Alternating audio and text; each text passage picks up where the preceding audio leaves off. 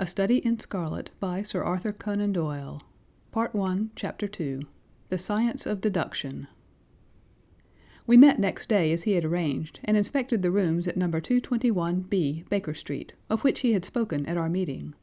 They consisted of a couple of comfortable bedrooms and a single large, airy sitting room, cheerfully furnished and illuminated by two broad windows. So desirable in every way were the apartments, and so moderate did the terms seem when divided between us, that the bargain was concluded upon the spot, and we at once entered into possession. That very evening I moved my things round from the hotel, and on the following morning Sherlock Holmes followed me with several boxes and portmanteaus. For a day or two we were busily employed in unpacking and laying out our property to the best advantage. That done, we gradually began to settle down and to accommodate ourselves to our new surroundings. Holmes was certainly not a difficult man to live with.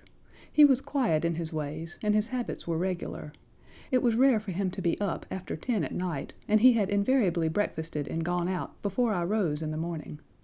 Sometimes he spent his day at the chemical laboratory, sometimes in the dissecting rooms, and occasionally in long walks, which appeared to take him into the lowest portions of the city. Nothing could exceed his energy when the working fit was upon him, but now and again a reaction would seize him, and for days on end he would lie upon the sofa in the sitting room, hardly uttering a word or moving a muscle from morning to night.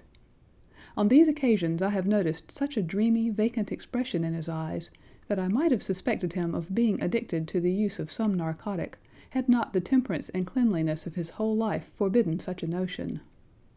As the weeks went by, my interest in him and my curiosity as to his aims in life gradually deepened and increased.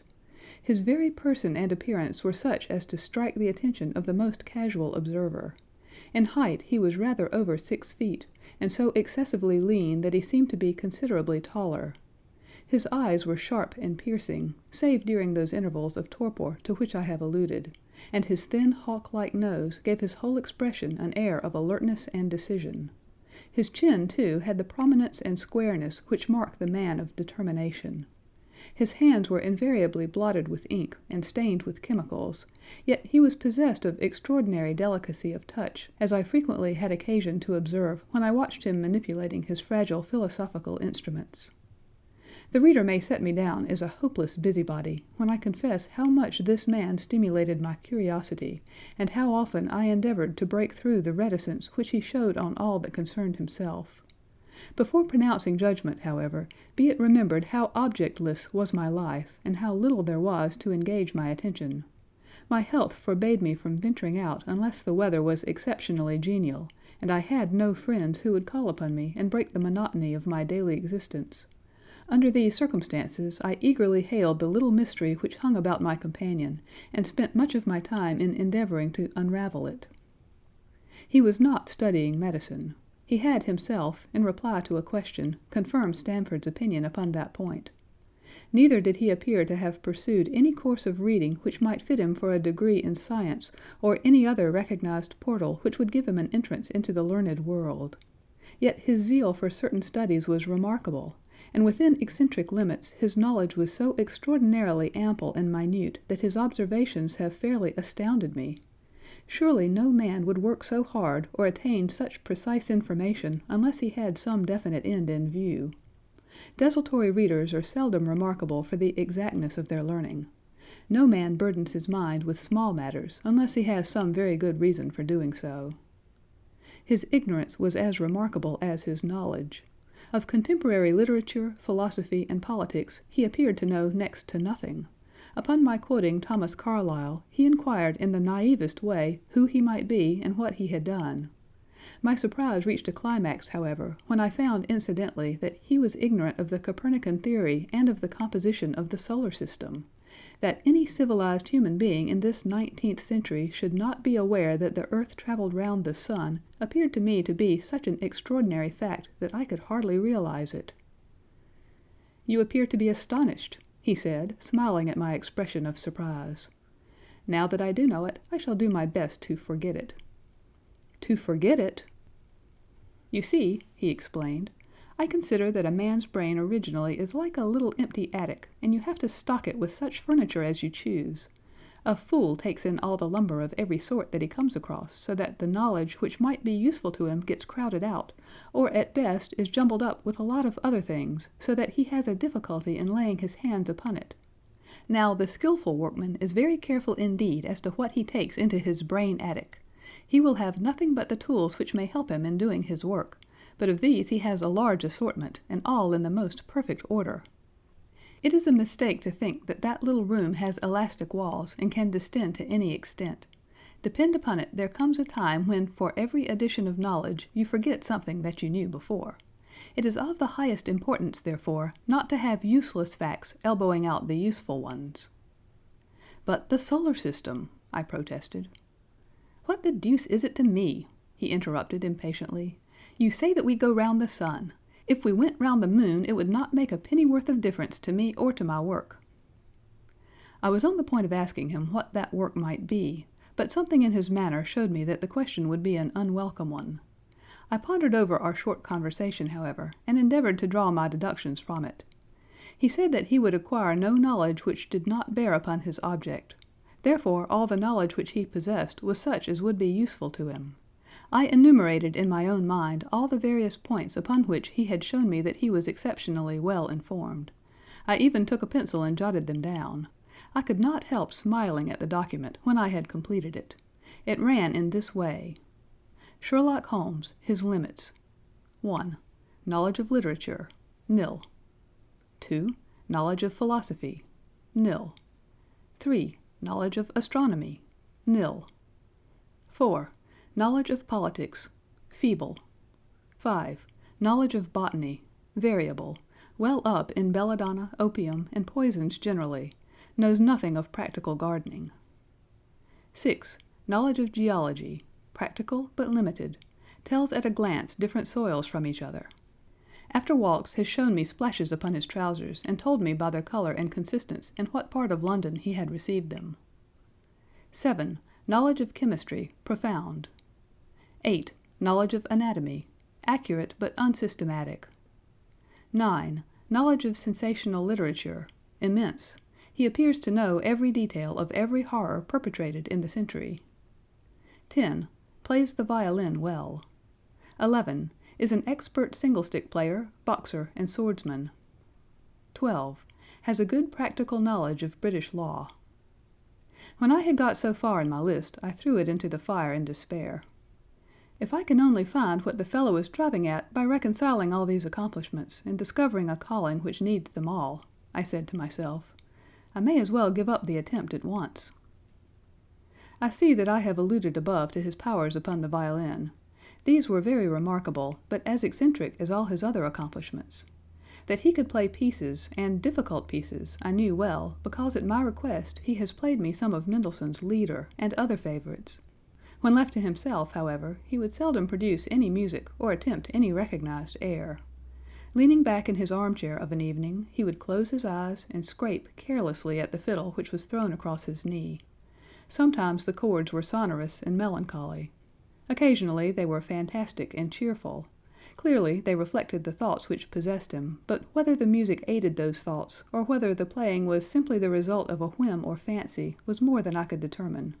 I might have rebelled against these exasperating solos, had it not been that he usually terminated them by playing in quick succession a whole series of my favorite airs as a slight compensation for the trial upon my patience. During the first week or so we had no callers, and I had begun to think that my companion was as friendless a man as I was myself. Presently, however, I found that he had many acquaintances, and those in the most different classes of society. There was one little sallow, rat-faced, dark-eyed fellow who was introduced to me as Mr. Lestrade, and who came 3 or 4 times in a single week. One morning a young girl called, fashionably dressed, and stayed for half an hour or more. The same afternoon brought a gray-headed, seedy visitor, looking like a Jew peddler, who appeared to me to be much excited, and who was closely followed by a slipshod elderly woman. On another occasion an old white-haired gentleman had an interview with my companion, and on another a railway porter in his velveteen uniform. When any of these nondescript individuals put in an appearance, Sherlock Holmes used to beg for the use of the sitting-room, and I would retire to my bedroom. He always apologized to me for putting me to this inconvenience. "I have to use this room as a place of business," he said, "and these people are my clients." Again I had an opportunity of asking him a point-blank question, and again my delicacy prevented me from forcing another man to confide in me. I imagined at the time that he had some strong reason for not alluding to it, but he soon dispelled the idea by coming round to the subject of his own accord. It was upon the 4th of March, as I have good reason to remember, that I rose somewhat earlier than usual, and found that Sherlock Holmes had not yet finished his breakfast. The landlady had become so accustomed to my late habits that my place had not been laid nor my coffee prepared. With the unreasonable petulance of mankind, I rang the bell and gave a curt intimation that I was ready. Then I picked up a magazine from the table and attempted to while away the time with it, while my companion munched silently at his toast.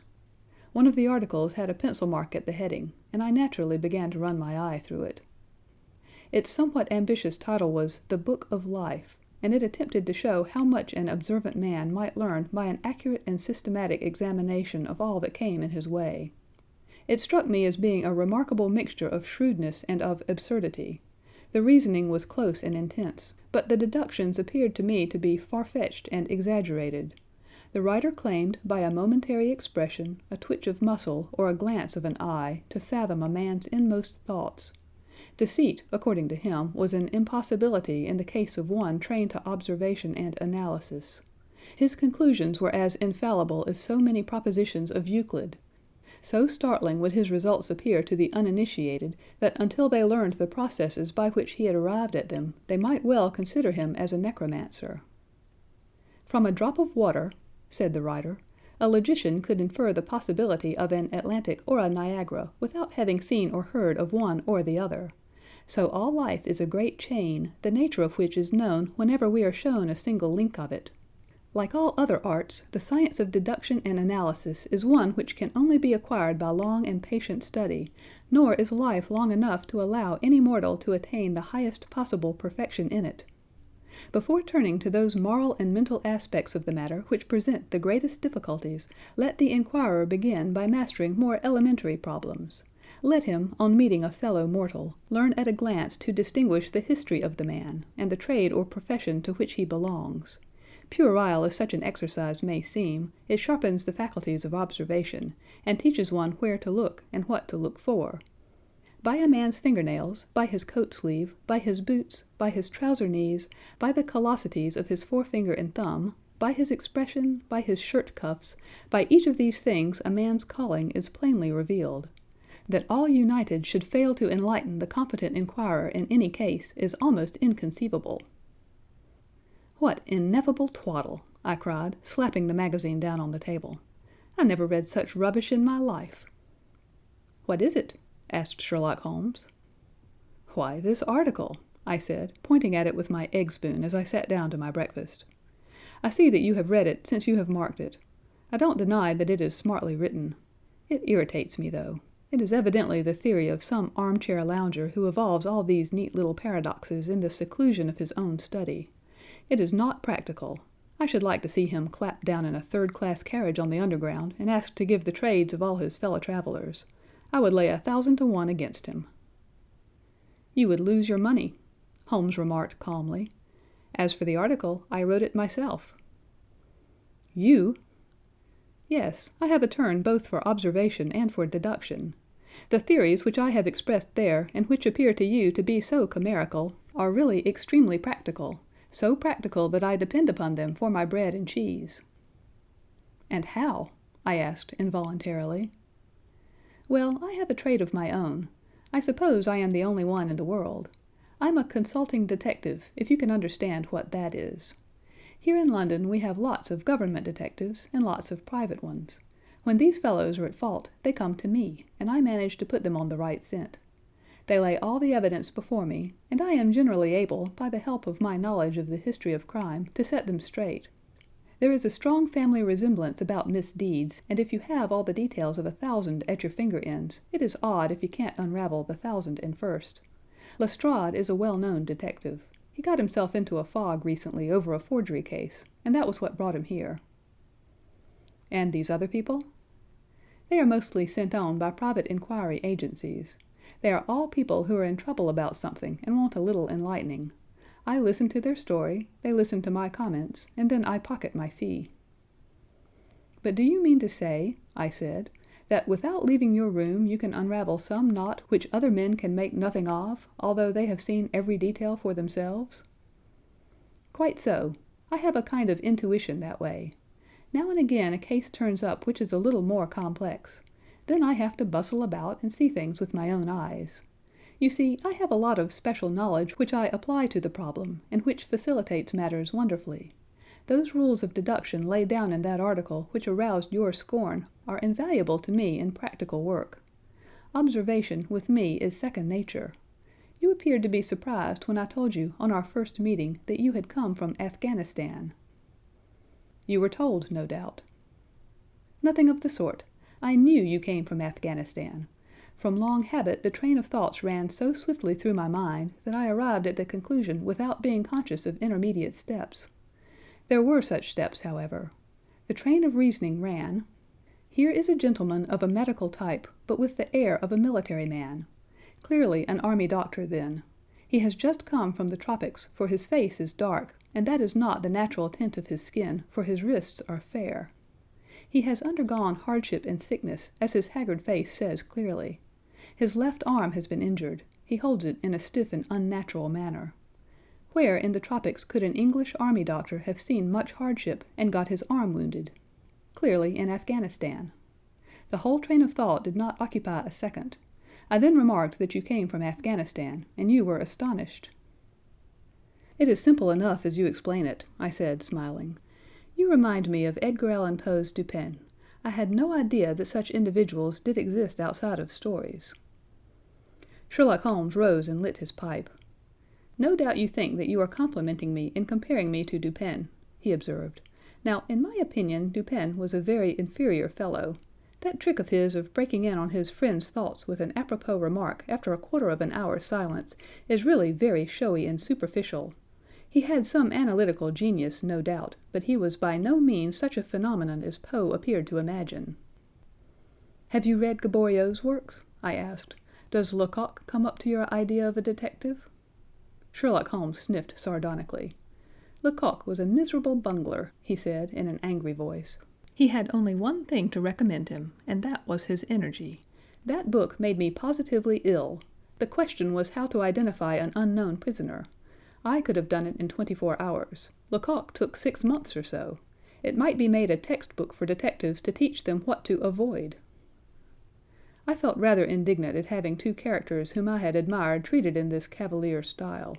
I walked over to the window and stood looking out into the busy street. "This fellow may be very clever," I said to myself, "but he is certainly very conceited." "There are no crimes and no criminals in these days," he said querulously. "What is the use of having brains in our profession? I know well that I have it in me to make my name famous. No man lives or has ever lived who has brought the same amount of study and of natural talent to the detection of crime which I have done. And what is the result? There is no crime to detect, or at most some bungling villainy with a motive so transparent that even a Scotland Yard official can see through it." I was still annoyed at his bumptious style of conversation. I thought it best to change the topic. "I wonder what that fellow is looking for?" I asked, pointing to a stalwart, plainly dressed individual who was walking slowly down the other side of the street, looking anxiously at the numbers. He had a large blue envelope in his hand, and was evidently the bearer of a message. "You mean the retired sergeant of Marines," said Sherlock Holmes. "Brag and bounce," thought I to myself. "He knows that I cannot verify his guess." The thought had hardly passed through my mind when the man whom we were watching caught sight of the number on our door, and ran rapidly across the roadway. We heard a loud knock, a deep voice below, and heavy steps ascending the stair. "For Mr. Sherlock Holmes," he said, stepping into the room, and handing my friend the letter. Here was an opportunity of taking the conceit out of him. He little thought of this when he made that random shot. "May I ask, my lad," I said in the blandest voice, "what your trade may be?" "Commissionaire, sir," he said gruffly. "Uniform away for repairs." "And you were?" I asked, with a slightly malicious glance at my companion. "A sergeant, sir. Royal Marine Light Infantry, sir." No answer? "Right, sir." He clicked his heels together, raised his hand in salute, and was gone. End of Part 1, Chapter 2.